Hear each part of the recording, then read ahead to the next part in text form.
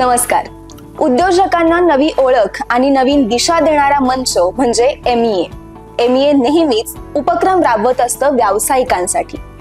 याही वर्षी एमईए एक असा एक्स्पो आयोजित करणार आहे ज्यामुळे प्रत्येक मराठा व्यावसायिकाला जागतिक ओळख मिळेल. अर्थातच एमईए इंटरनॅशनल बिझनेस एक्स्पो. आणि याच एक्स्पोचा अभिमानास्पद भाग म्हणजे आपल्यासोबत उपस्थित आहेत comfort living फर्निचरचे founder Shashikant Ajbe आणि राजू कवळे सर. नमस्कार. नमस्ते सर. नमस्ते. सर, तुम्ही इतका मोठा व्यवसाय प्रस्थापित केला आहात, तर तुमचा व्यवसाय कधीपासून सुरू झाला आणि कसा सुरू झाला?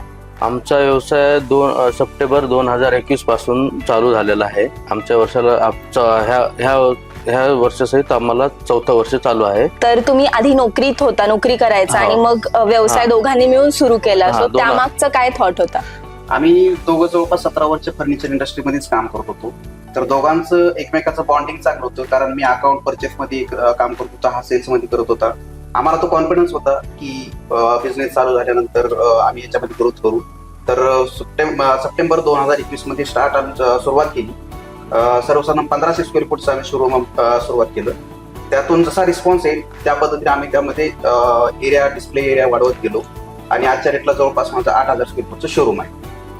खूप छान गोष्ट आहे सर, कारण कमी कालावधीत इतकं मोठं तुम्ही शोरूम तुमचं निर्माण केलं आहात. तुमच्या व्यवसायातला असा कुठला टर्निंग पॉइंट होता ज्यामुळे तुमच्या व्यवसायाला आणि तुमच्या आयुष्याला एक वेगळी दिशा मिळाली असं आपण म्हणू शकतो? लॉकडाऊन हा टर्निंग पॉइंट म्हणता येईल, कारण लॉकडाऊनच्या अगोदर आम्ही दोघं पण एका ठिकाणी जॉब करत होतो.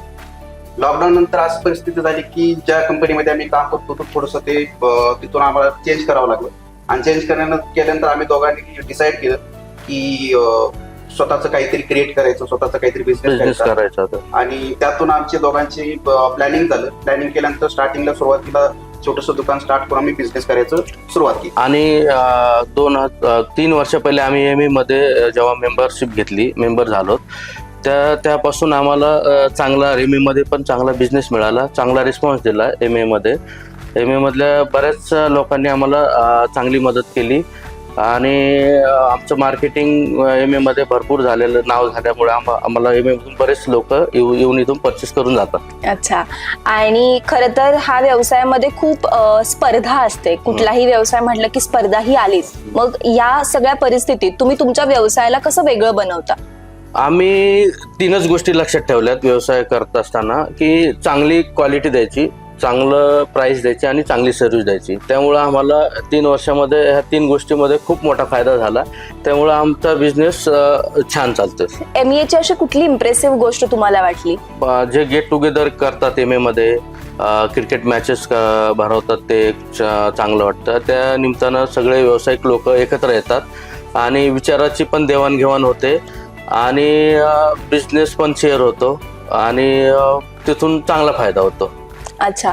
आणि आता नुकता होणारा एमईएचा इंटरनॅशनल बिझनेस एक्स्पो आहे, सो त्यात सुद्धा तुम्ही 3-4 काहीतरी स्टॉल बुक केले. तर त्यामागचं नेमकं कारण काय आहे? स्वतःचं जे ब्रँड आहे त्या ब्रँडला एकतरी आम्हाला डेव्हलप करायचंय आणि संपूर्ण इंटरनॅशनल लेवलला आम्हाला त्याला प्रमोट करायचंय. त्याच्या दृष्टीने आम्ही प्रयत्न करतोय.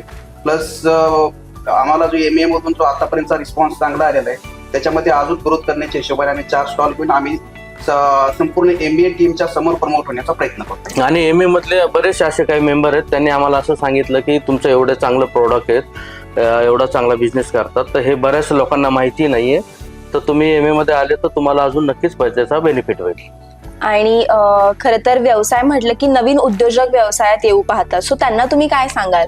नवीन व्यवसाय चालू करायच्या अगोदर प्रत्येकाने सुरुवातीला थोडंसं व्यवसायाबद्दल माहिती घेऊन, थोडंसं मार्गदर्शन घेऊन, जसं आज एमए मध्ये बरेचसे बिझनेसमॅन आहेत त्यांच्या पण थोडंसं गायडन्स घेऊन आपण सुरुवात करू शकतो आणि स्वतःच्या स्किलनुसार आपण प्रगती करू शकतो. सर, यावर्षी होणारा एमईए इंटरनॅशनल बिझनेस एक्स्पो आहे, सो त्या संदर्भात तुम्ही इतर व्यावसायिकांना काय आवाहन कराल?